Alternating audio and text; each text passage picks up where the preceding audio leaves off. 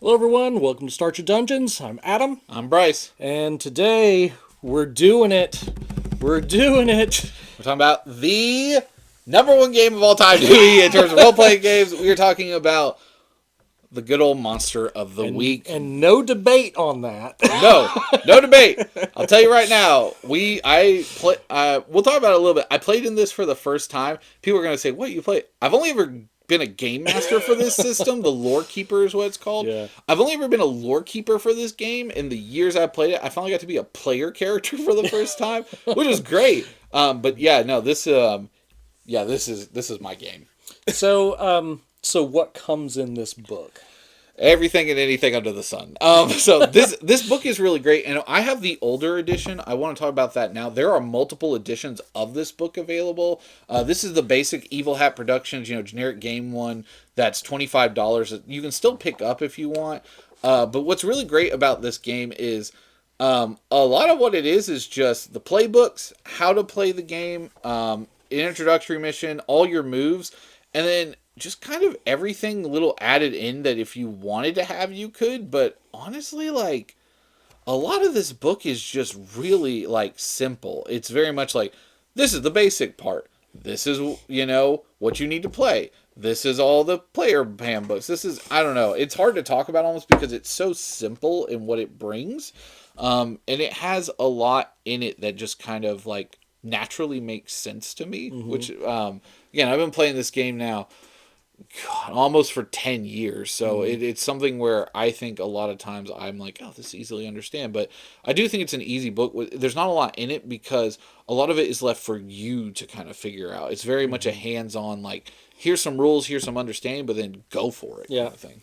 So what about the quality? What about the layout, the art, I love everything? this. So this is one of my favorite books because it's all black and gray artwork. It's beautiful. I really enjoy the artwork in it. It's very simple. I think a lot of what I enjoy about this book is, $25 for this like basic little book. It's not a whole lot to it, but it looks good. It I would looks say like clean. a lot of the artwork reminds me of some of the old Vampire the Masquerade stuff. It does. Close. Yeah. There's some stuff that, some people may raise their hackles at that, but I'm just saying like there's some of it that yes, it's black and white art, but it's also got a lot of kind of modern day stuff. Like some of it's reminiscent. Yeah. And I do like that there's a bunch of different artists who've gone in this book. So there's the art kind of changes throughout the book, which I really like and kind of a cool style to it. So how easy is it to get into the game? Okay, so Powered by the Apocalypse, I think, is one of the easiest games. You can play this game if you have a copy of Monopoly because you need 2d6. And that's like a Yeah. huge thing. Like, you don't need to buy special dice for this. This is Yeah. only 2d6 system.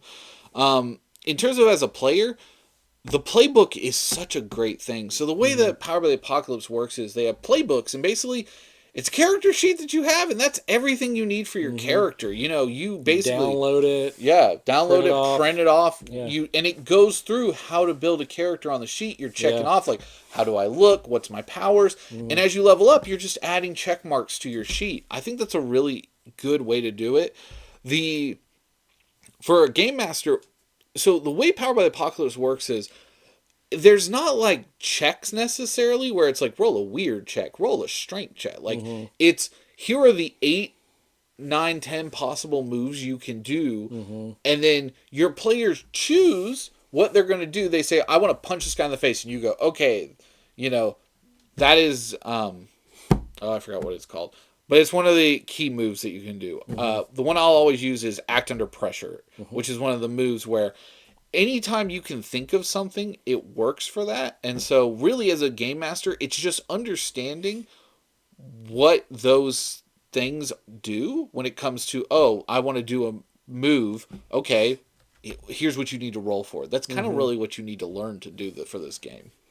What do you like about the system? I mean, I'm just really. We'll start now. I don't hate anything about this system, Yeah. so we don't even need to talk about anything I don't like. What I love about this system is I think it is a great system for teaching you how to role play. Yep. Because it is a role play heavy system where it's about rolling again the roles. the way the Power by the Apocalypse system works is roll 2d6 as a stat. 6 or less, you fail. Mm-hmm. But you get an experience point, which means you'll level up quicker if you roll bad and get more powers, which I think is cool. You know, that 7 to 9, you succeeded, but with a twist. Usually a negative in some way. 10 up is usually a full success, and a 12 up is like a total success, which is usually something pretty incredible. Mm-hmm. It's a really kind of simple system that works really well. I love the moves. I'm telling you now, you're going to sit down and tell me, I don't know how 8 different moves, like, really describe everything my character you can do. They do. Act under pressure. Yeah. It's literally like the one I tell people, and it's like, you roll your sharp roll, add to it. Act under pressure could be, I'm trying to defuse a bomb. I'm trying to drive a car around a corner quickly. Yep. I'm trying to cook food without burning my hands. Like, there's so many things that these simple systems kind of do. And a lot of this is built on keywords. So everything that you do in terms of like actions usually have questions or keywords tied to them. So when you roll to investigate a mystery, there's a list of questions that you can ask, and how many well you roll determines on how many you can ask. You don't have to ask those as a game master or a lore keeper. You can kind of decide, oh, I'll give you a different question or one not on the list. But also, too, everything that's like when you punch somebody, it's like, oh, I hit you with this weapon. It does 2 harm. It's loud. It's messy. And it's bloody. All these little tags make it really easy to kind of understand without you having to really go like, what does this weapon do? Oh, it's a gun. It's loud. It's messy. Yeah. It's got reload on it. You know, it just makes sense without having to be too crazy about too much stuff. And it does look like a lot. I will say that. You look at a character sheet, you're like, what are all these check boxes? Pretty easy to kind of get into and do. I will say this as a player. If you actually read everything on your sheet, it's fine. Right. It really is just check, check, check. And then whenever you're playing, you just look at what you've checked. And also, That's too, it. this system does a really good job of nothing is like weird or overpowered. Yeah. A lot of it is very simple, like pick from one of these things. Oh, you roll this ability instead of this other ability for a normal check. And I think that's a really good way. And some of it is like, hey, let's build it out with the game map, the lore keeper, to kind of help you build what your character does.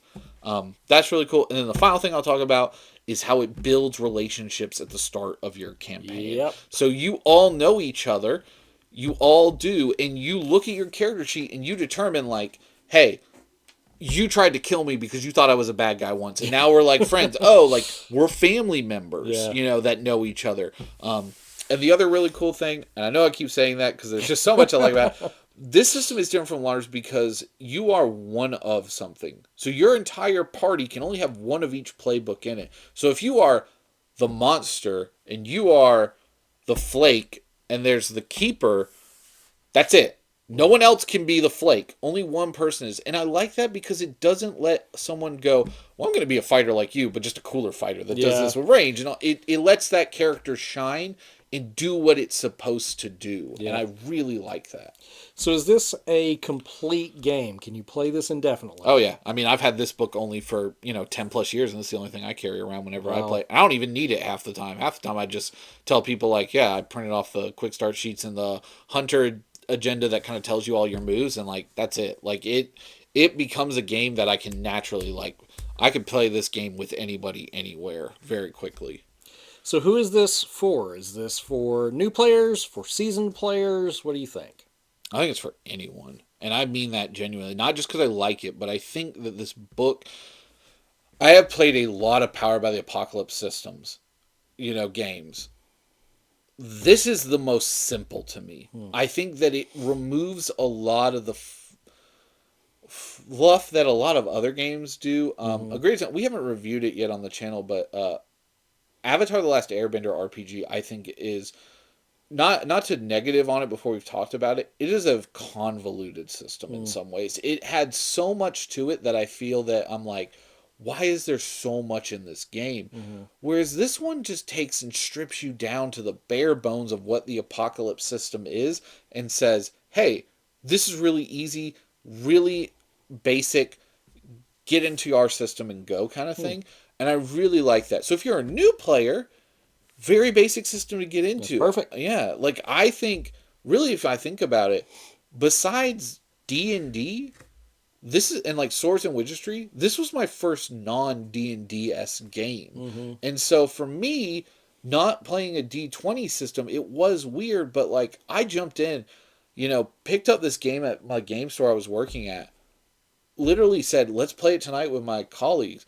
For an entire summer, we got off at 10 o'clock at night from the game store, went to my house and played till 2 or 3 in the morning every night for 2 months. Like, Yeah, we that's loved pretty this good. game. Yeah. So, I have great memories with it, but I think that if you're a seasoned player and you're looking to expand your abilities as a role player, this is hard for me to not say like this is your choice then, because you don't have to learn a whole lot and you get to really role play. And I think a lot of the games that come out now are trying to bring back the role playing aspect, but they're still a rules heavy system in some regards because of that. This really strips it down and says we're going to be simple, we're going to be easy, and you're going to be able to do what you want to do. Now, as a game master, it does take a little bit to understand, like, oh, well, I guess this move kind of covers it, but you're the game master. You get to choose. Also, you never roll dice, which I think is awesome. Like, everything just happens. Your Yeah. players roll it. Kind of like Candle Obscura we talked about in our last review. This kind of has that similar style to it, where it's all on the players to make those decisions and choices. You tell them what to do, they roll, and then they have the consequences or not. So the final thing, if you were thinking about picking this up, would you try this as a player or a game master? I have done both now. Forever, I was only Finally. a lore master.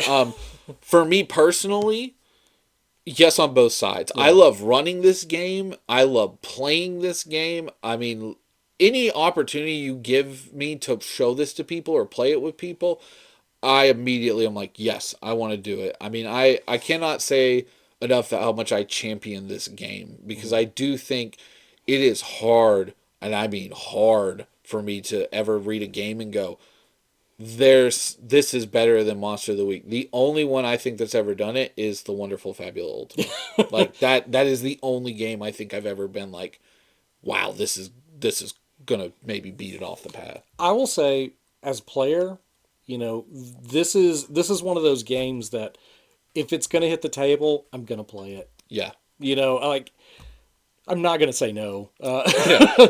So, just my opinion. Well, if you have any thoughts about Monster of the Week or honestly any of the Power by the Apocalypse games, then let us know down in the comments. Yeah. And again, if you haven't played it, please play it. It's amazing. Definitely Yeah. worth your time. But hope you all enjoyed it. And then, like Adam said, leave us notes in the comments. Tell us what your favorite hunter is out of the playbooks, if you have played it as well, because I like playing the monstrous, just because I always play this weird character who's like a Frankenstein pizza delivery boy. It's always fun. Like, it's just a kooky little character I have. But yeah, until next time, y'all take care. Bye.